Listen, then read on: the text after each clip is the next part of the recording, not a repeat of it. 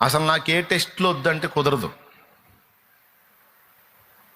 ఎందుకంటే దేవుడు మనకి ఇవ్వాలనుకునే ఆశీర్వాదము ఇహమందును పరమందును కూడా ఉండేటట్టు చూసుకుంటాడు ఆయన. మనం భూమి మీద పరీక్షకు నిలబడితే దాని ఫలము ఈ భూమి మీద వరకే కాదు, మనకు నిత్యత్వంలో కూడా దొరికిద్ది.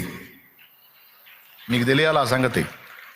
ఎందుకు పరీక్షకు నిలబెడతాడంటే, ఈ పరీక్షలో మనం పాస్ అయితే ఇక్కడ మనకి దేవుడు ఇవ్వాలనుకునేది దక్కిస్తాడు.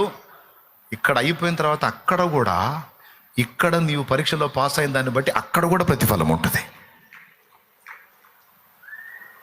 మామూలుగా మనుషులు మనకి ఎగ్జామ్స్ పెడతారుగా, మనుషులు మనకి పరీక్షలు పెడతారుగా. ఈ పరీక్షలన్నీ మనం పాస్ అయితే ఇక్కడే మనకి ప్రయోజనం, ప్రతిఫలం. రేపు చచ్చాక ఈ మనుషులు మనకేం ఇవ్వరు. కానీ దేవుడు పెట్టే పరీక్షలు మనం పాస్ అయితే అది ఇక్కడ ప్రయోజనం, అక్కడ కూడా మనకు ప్రయోజనం.